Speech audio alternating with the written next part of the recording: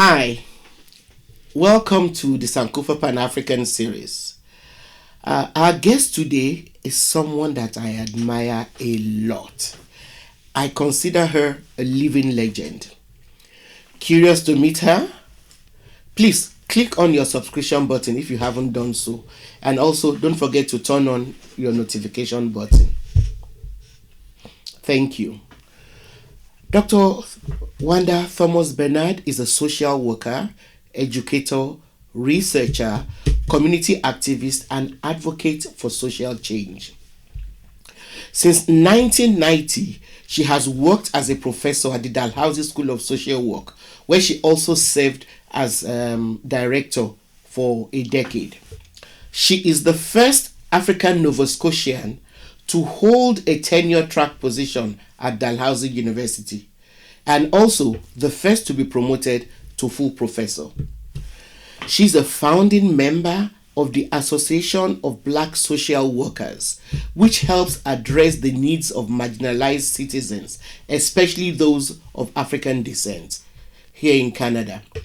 At the national level, she has served as a member of the National Coalition of Advisory Councils on the Status of Women. She has also served as an expert witness in human rights cases. Dr. Thomas Bernard has been honored with the Nova Scotia Human Rights Award, the Order of Canada, and the Order of Nova Scotia, among others. In 2016, she became the first female African Nova Scotian to be appointed to the Canadian Senate. On a personal note, I have had the privilege of working on a couple of projects with Senator Wanda Thomas Bernard. I'm a great admirer of her work towards insisting that the struggle against racism must move from the margins and be placed right in the center.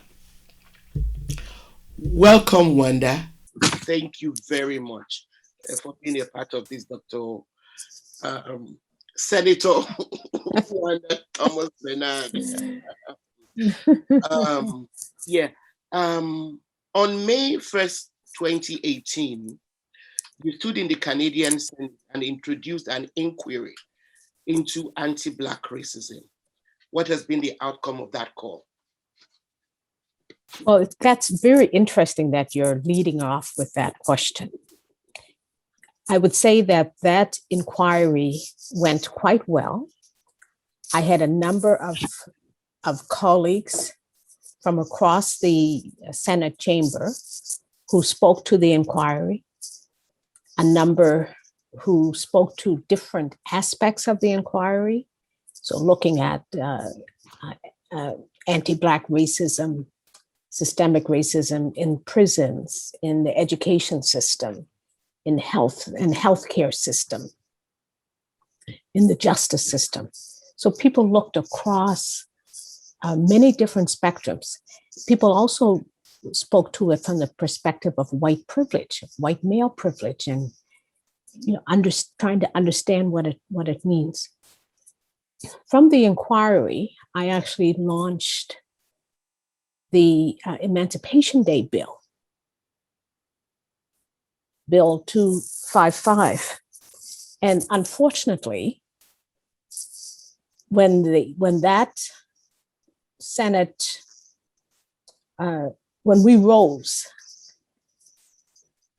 anything that wasn't passed at that time, when a Senate session stops, then everything falls off the order paper. And so it fell off the order paper, so nothing happened. Nothing happened. And so by this time, we're into 2019. Those two initiatives were forced to end because of that parliamentary session ending. When we returned, it took some time to get things up and going again after the 2019 election. And of course, it's a minority government that we have now.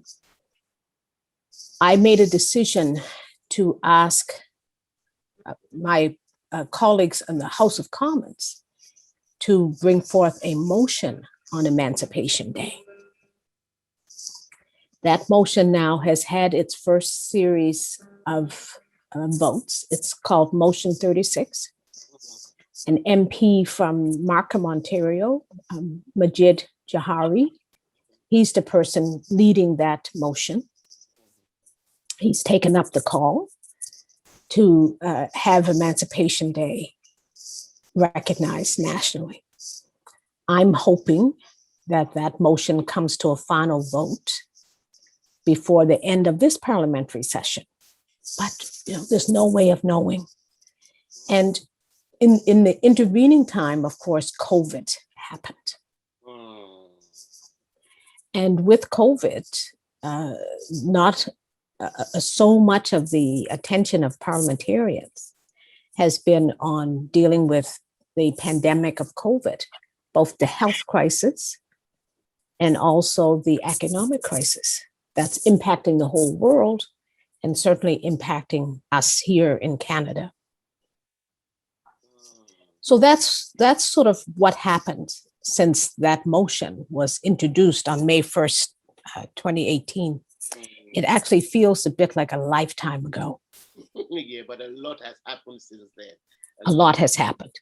But an interesting thing that happened was through the pandemic of COVID, we also saw the pandemic of racism become much more visible around the world. When George Floyd was killed by a police officer, and a young woman, a young African-American woman, filmed it and put it up on social media for the world to see. I like to call her name Darnella Frazier.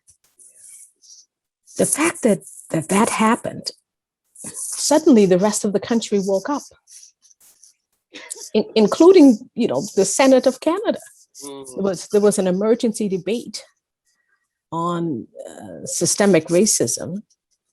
And some people spoke to that debate as though it was the first time it ever happened in the Senate. It was like it was the first time there was a discussion in the Senate about racism. And that certainly is not the case. So I like to remind people that certainly, to my knowledge, African Canadians and certainly African Nova Scotians that preceded me in the Senate have been talking about issues of racism in the Senate and trying to move forward. The fact that we're marking 25 years of the government of Canada acknowledging Black History Month during the month of February. Honorable Jean Augustine brought forward that motion, over 25 years ago. And a few years later, Senator Oliver brought forth the motion in the Senate, again, that we would celebrate Black History Month. So this Emancipation Day bill motion is for us to now have a national day of celebrating emancipation, or what? A national day of recognition that emancipation happened, which would trigger Canadians to understand that slavery existed in Canada. And through that, we should be able to tell a more complete history of Canada's relations and relationships with people of African descent. We should be able to tell a more complete history of the contributions of African people to building Canada. And other than the Indigenous peoples, people of African descent, have been here for a long, long time and have helped to build this nation. And it's important for us to recognize that although slavery was abolished on August 1st, 1834, anti-Black racism wasn't abolished. I took a class on segregation yesterday, And the young people I was talking to were amazed, at the history that has been left out of their school curriculum. Yes. They didn't even Yes. know about Africville. Yes. They didn't know that segregated schools existed, Yes. in Nova Scotia, Ontario, Quebec, and the other places. And they were just like, they didn't know. They didn't know about They segregation. didn't know. They didn't know. And I like to remind people that I actually went to a segregated school. Mm. My first school was a segregated school. Mhm. I went to a segregated school up until grade 7. Schools were legally segregated Yeah. in Nova Scotia, and you lived in Nova Yes. Scotia. You know that we also have geographic segregation. Segregation, yes. So although legal segregation ended, we still had and still have. We still have it. We still have de facto segregation because of the ways in which the communities are geographically segregated. Yes. They're geographically marginalized. Yes. They're geographically stereotyped. Yes. They're geographically impacted by systemic anti-Black racism, which means that there has not been the development. Those communities haven't been developed. Yes. And because they're on the fringes of white towns and white cities, they've been systematically cut off from services that people take for granted, services like water and sewer. When I think about, I know you've been to the Prestons, East Preston, North Preston. And when I think when I think about Lake Major servicing the Dartmouth water supply, and then people in North Preston only got water and sewer after that Maclean's article shamed our province into it. And in East Preston, where I live, I moved back to East Preston, Yeah, I know. I remember when you were working. Okay. So in East Preston, we still don't have water and sewer in our communities. No. And I think about environmental racism. I think about the numbers of people in whole family groups impacted by cancer. And you have to wonder, I pause sometimes and I think, is this because of pollution? In fact, your comment now is preempting my next question. Okay. I know a lot of your work as a social worker, professor, activist, and now senator have been about fighting racism and identifying ways to end systemic racism. Some of our viewers out there might not quite know what systemic racism is. What is systemic racism? How is it different from individual racism? Individual racism is that racism that you can see, that's direct, that's specifically targeted at an individual. It could be name calling, could be racial profiling that happens on a one-on-one basis. Systemic racism is racism that's deeply embedded into all of our systems, our laws, our government, our institutions. Some people, sometimes we use the word institutional racism. Sometimes we use systemic. It's the creation and fulfillment of barriers that privilege some groups while systematically excluding others.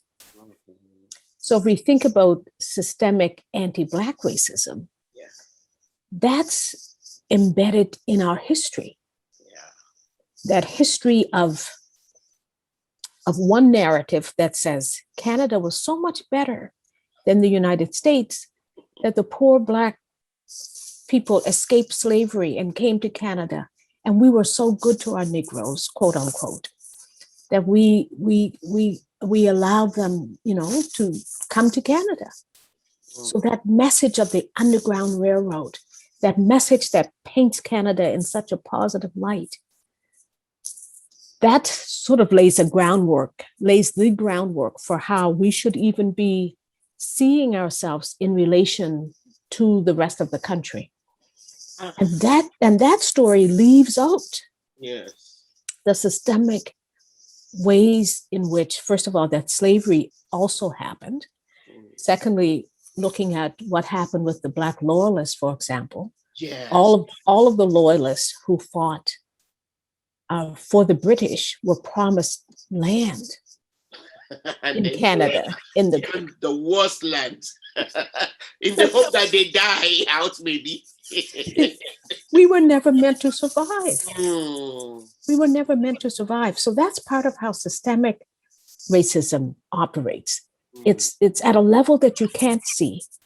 And its effects are so Every broad everywhere. yes, everywhere, every Like institution. You yes, can't escape it. you can't It's in absolutely every institution that we have, and so difficult for people to wrap their heads around it. Yes. Because on the surface, Yes.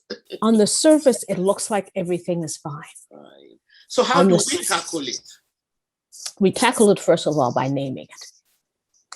And if we have leaders who say that systemic racism doesn't exist, then we're not going to be able to tackle it. Because how can you tackle something that you don't believe exists? Mm. So we first of all, we need people who are in positions of power, influence, and leadership.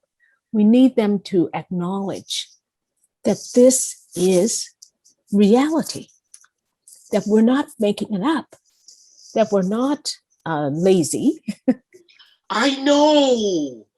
Or we're not lacking in intellect or ability, mental ability. Yes. Yeah. So that's the message. That's the message that's continually sent to us. That if we just all do better, if we all just pull ourselves up by our bootstraps. I remember, if you look at my bio, I've been a first in far too many things. And that's not something that I celebrate. If my ancestors have been in the country since the 1800s, I shouldn't be the first in anything. It's an insult. It's an insult to my ancestors, and it's also a signal. It's a signal to the country that systemic racism has held people back. And we can see how things are strung together, right? Education impacts employment and employability. Employment and employability impact where you live and how you live. Yeah. Your access to things like health, yes, and post-secondary education, and even your access to the justice system is impacted. We have finally managed to convince Health Canada to include racism as a social determinant of health. It is. Yes, and having that recognized by Health Canada, having that included on the list, I think is an important piece. It is. And again, it's also a way of signaling the systemic nature of racism. Again, this brings me to my next question. Wanda, I had the opportunity of observing some of your work that focus on racism and health of African Nova Scotians. Can you please share some of your findings from the project On the Magic? Because I know that was something that you put a lot of energy and effort into. Black Women on the Margins is a research project which was exploring Black women's health related issues and access to health care in Southwest Nova, from Liverpool to Annapolis County. The project took place from 2003 to 2006, and we recently had a conference in Yarmouth called Black Women on the Margins, From Research to Action. Dr. Wanda Thomas-Bernard is the principal investigator. She stated that when the project began, A major challenge was the absence of documented information on the health status of African Nova Scotians. This actually made the research very important and very significant, and especially when you think about this project being done in rural Nova Scotia. That project, Black Women on the Margins, was a seminal piece of work looking specifically at women of African descent on the southwest Nova shore in Nova Scotia. Yeah. So for people who won't know, sort of from Bridgewater, Shelburne, Yarmouth, Digby, Weymouth, I remember that whole. We came and shot in Yarmouth. Yes. Some of your work in Yarmouth. Yeah.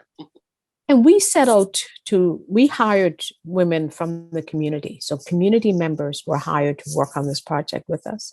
Mm. We set out to do about 50 interviews with women. Yes. We ended up with about 270 Mm-hmm. because women were lining up to be interviewed. Yeah. Because we had community-based interviewers, Mm. they were identifying people to interview, and then those people were telling other people, and the next thing we know, we have all this data.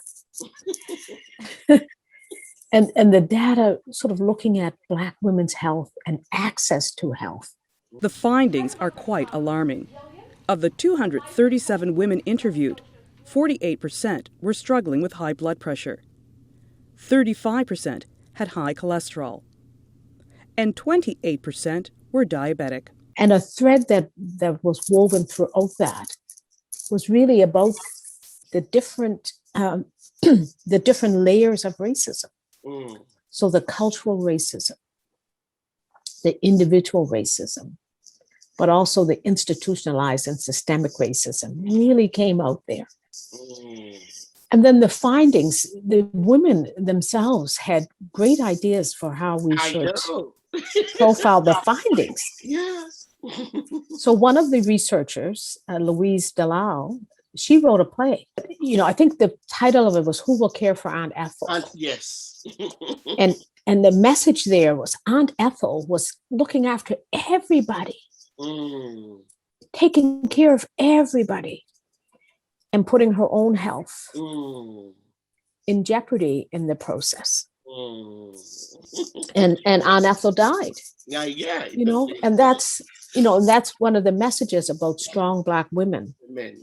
Yeah. I remember someone wrong ideas that we're raised with, that because just because you're Black, you're so strong enough to take all that is thrown at you, and at the end of the day, by 6 o'clock, you're dead. Yes, and as Black women, and one of the things that film really highlighted for us was that as Black women, there's this expectation. I mean, we do live in a patriarchal society, and this expectation of women as caregivers and Black women as caregivers is not just caring for your own family, it's really caring for everyone. So you're caring for your neighborhood, you're caring for your extended family, you're caring for kinship family. Yes. I remember one of the stories I remember is this woman who left Halifax to go back to one of those communities to take care of a woman that had taken care of her, who was no blood relation to her. A communal mother. Yes, absolutely astounding. Then one of the other things that happened in that project, a research assistant named Gail decided that there should be a quilt made. Yes. Gail worked with women in the community, and they created this fantastic quilt. And each block on the quilt was a theme from one of the women's stories, from a theme from the research, a theme from the stories about Black women's health. And she also managed to go, I think there were nine local municipalities in the area of the research. She went to each of those municipal units and invited them to participate in the project by sponsoring. And each of those units gave some funding. And in return, The quilt hung in each of those municipal units for a week. Awesome. And then we had to decide what to do with the quilt. Do you choose one of those 9 communities, or do you choose a neutral place? Yeah. We chose a neutral place, and the quilt is hanging in the lobby of the School of Social Work at Dalhousie. Oh, nice. Awesome. And so I consider it one of my legacy gifts to the school. This discussion will be continued in the next episode. Thank you for watching. Don't forget to subscribe to the Sankofa Pan-African series channel. Like our videos and please share them with your contacts.